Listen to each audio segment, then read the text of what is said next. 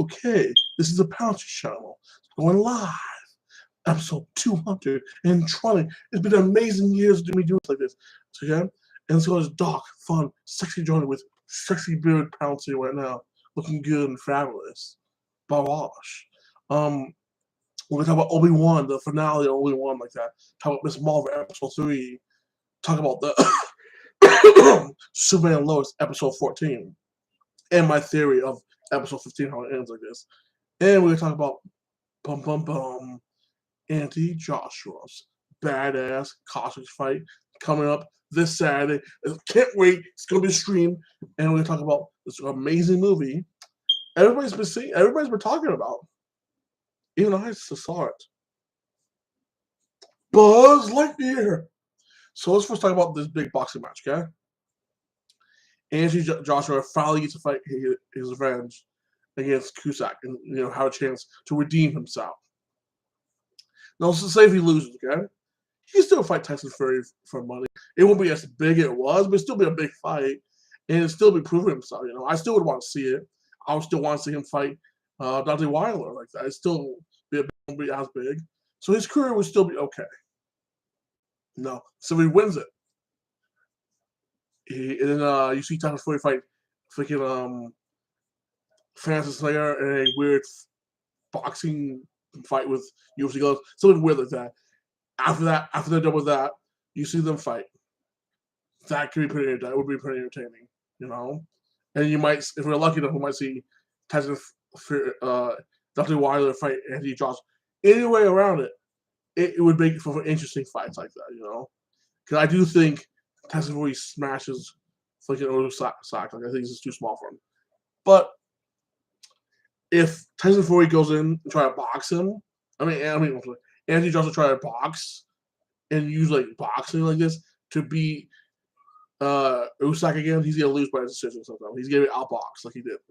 If he fights dirty, makes it an infighting game, do body shots like that, make it a grind and a brawl with him, he probably knocks him out like that around 4 or 5 like this. He needs to make a dirty, grinding fight and make it a dog fight like that. Say technically boxing, you need to push the pace and bring the power to him like that and go for the body a lot to slow him down because he's the faster man. To slow the faster man down, you go for body hits like that. You need to hit the body up, light it up like First of July, and slowly cut his cardio down and go for headshot. Just make it dirty fight with him like that. You're the bigger man, bully him, show him who his big brother is like this, and that could be his way to victory like this. He can't play my jab is better, your jab. Because obviously, Usyk's jab is better. He's faster than you.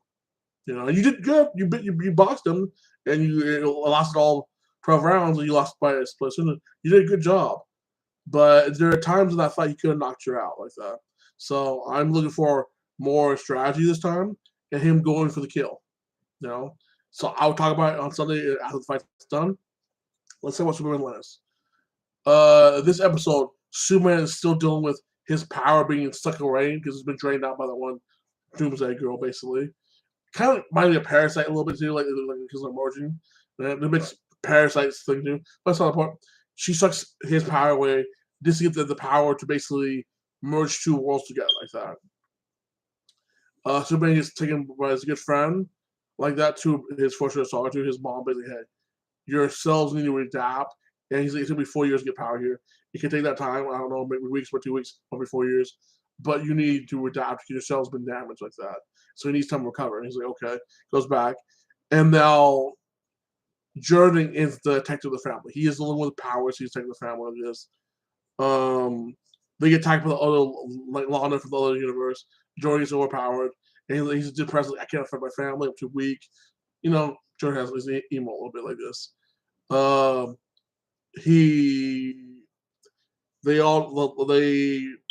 Lois and her coworker go talk to Lana Lane. They have a discussion like, hey, this is what's going on. Lana Lane basically hey, I'm gonna tell the community about this because we deserve to know. One guy mocked the guy against her mocks her like this. Superman comes in, says the day. He's like, hey, this is what's up. She's telling the truth. And then he shuts up. They have a big fight at the school. You see the double dangers like this fighting against Jordan did a pretty good job. He fought against both of them. Jordan's girlfriend finally finds out he has powers and finds out a lot of her mom was lying to her and then they didn't tell the truth. And then like but it has a little bit of what's about the big fight. Jordan did really good. He fought against two people, almost won. Won the laser blast like that with the one guy. And they jumped him and then he started losing. And then the one soldier guy's daughter come in with the machine, hits him with a hammer, Jordan hits him with a they win. He's like, I couldn't do the same. I was like, yeah, you did. You did a good job, dude. You're fighting two opponents. Even your dad couldn't handle all that, dude. You did a great job. And now your girls know your power, so you can get it back now, dude. So, sets off for the one dude to go in the realm between the realms like this to stop her from emerging the thing. He gets knocked out. He's spinning around trying to get his consciousness back. His daughter's freaking out. And it ends up like that. With the episode ends like this. The war's merging into one, and they don't know what to do. They have a preview for next month. This is what I've been saying the whole time. If you watch these little Taco Friends reviews of Superman and Lois, I always said I don't think the bizarre Superman from that universe is dead. Kind of like, when the comic book in the movie Superman dies like that. Yes, my eyes a little splitting my eye right now. But and he comes back.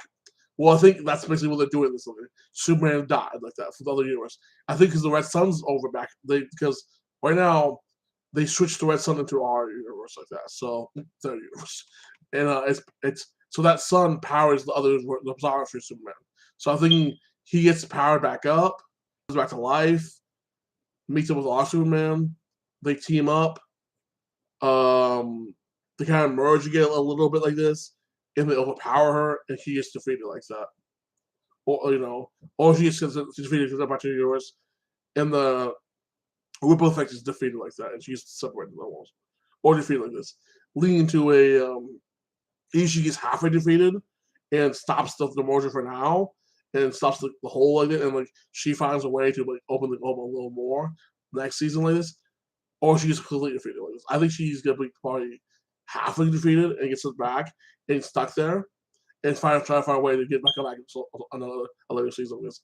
But I do think the Superman from the other universe is gonna probably die and sacrifice his life when he comes back to save both realms and basically redeeming his relationship with his son like that, and saving both realms. That's not how that goes like this. I've been loving this season so far. I can't wait till next season. This has been a great show. Like this, I see this series lasting 7-10 seasons like that. I get at least 5. So, on to the next subject. Let's talk about Obi-Wan, the finale, episode 6, gangster style. Basically, this is about Obi-Wan fighting basically Darth Vader. This is what they're doing. And then the Christian girl trying to go after Luke Skywalker. That part I thought was stupid because it breaks canon. That should never happen. For me, this show should have been about, because in the comics they showed Obi-Wan fighting against Jabba the Hutt's basically enforcers like that, and stopping him. Like his enforcers basically bullying Luke's parents like this, trying to steal the water, the money like this, and basically that sucks like that. And you see Obi-Wan helping stop with that stuff like that, Jabba the Hutt's thing.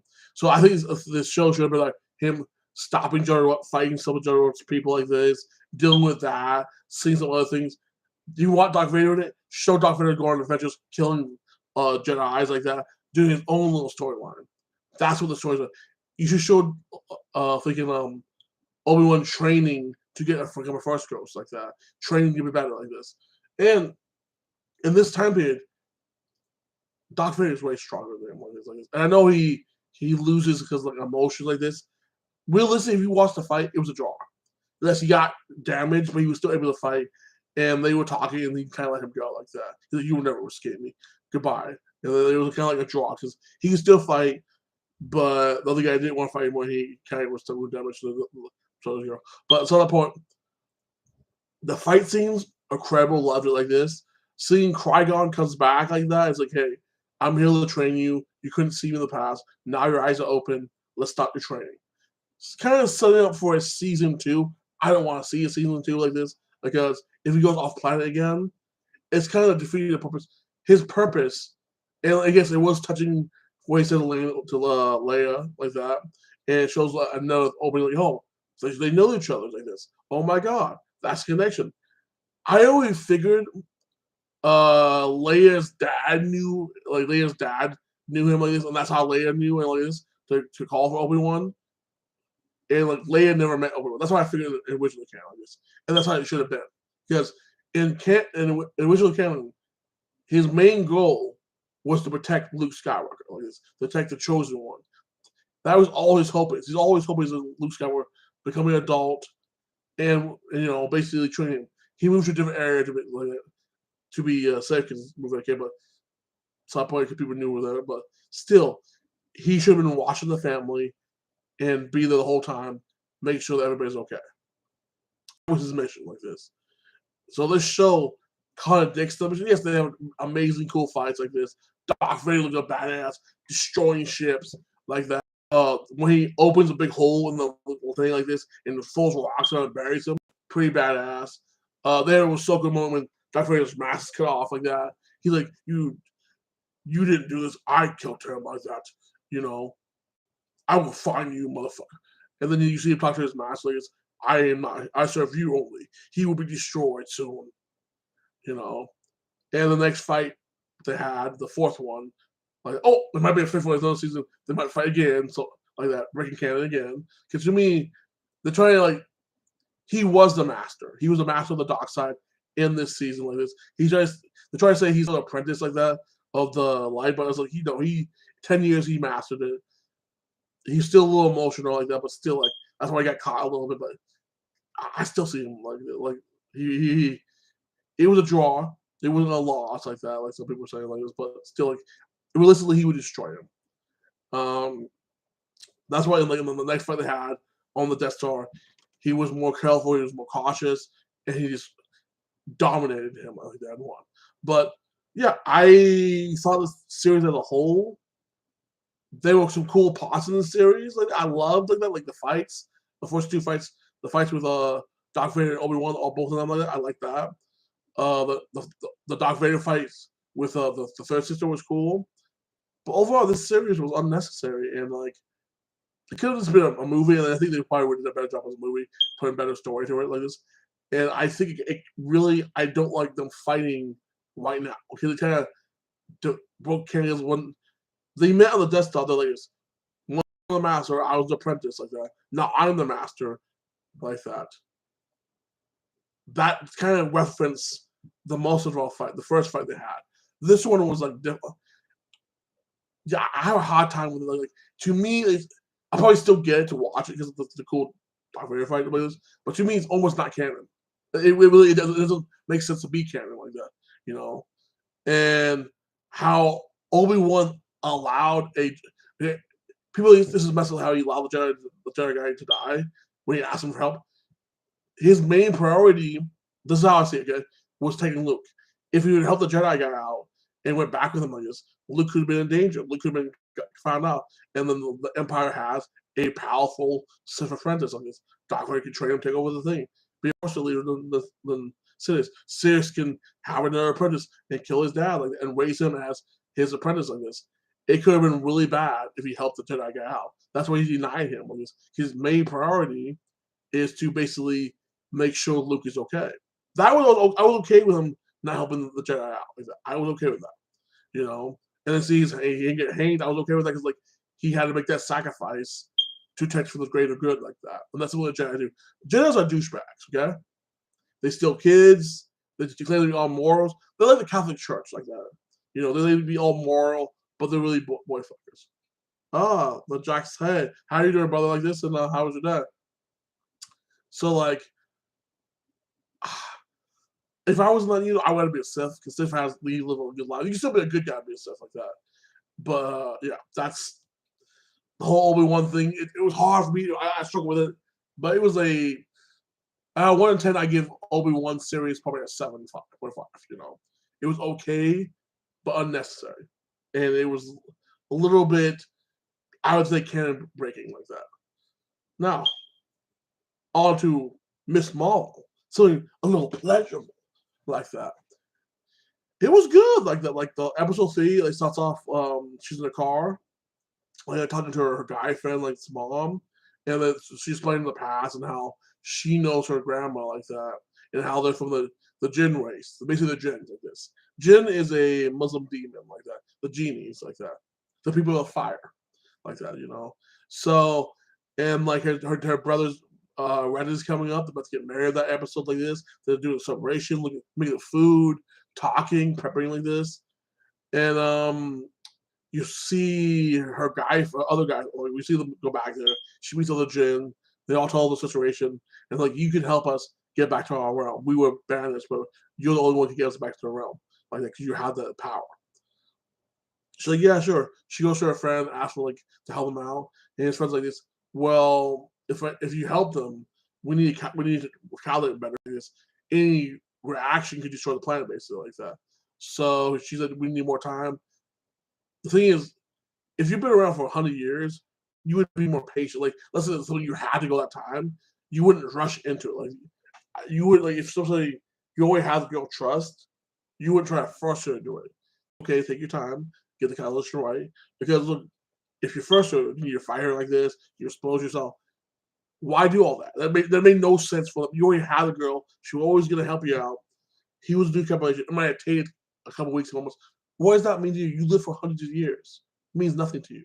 Unless it was some like loopholes like, oh, you're dying because the universe is killing you, and your son is a half-breed, so that's why he's okay. But it had to be some reason around it because it made no sense for them to do that. Like I thought it was stupid having the Jews attack the wedding.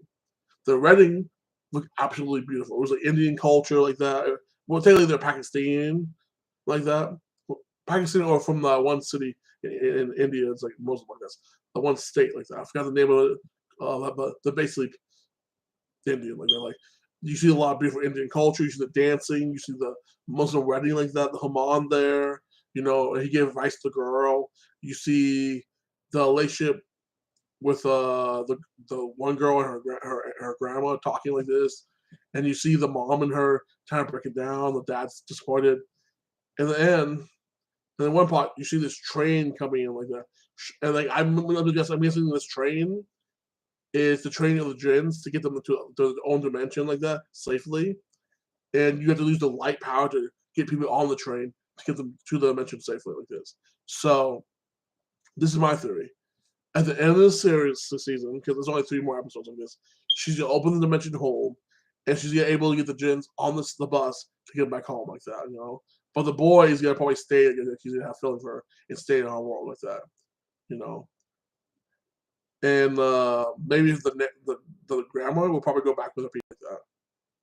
So I am looking forward to like the next episode. I give this the episode 3 of Miss Marvel a solid 0.9.5. It was amazing. It shows the culture, or which Muslim culture like that. It shows like the racism of the FBI is barging in at Hamas, demanding to do anything they want, and just be prejudiced against a brown superhero. You know, assuming she's a terrorist because she's brown and Islamic like that, and that's nothing to do with it. You know, on lots of well, once you arrest the Jinn guys for attacking the thing, that's okay because they attacked. They would mean assault, so that's okay. But all somebody saves somebody's life should not be investigated about that. So I had a little issue with that.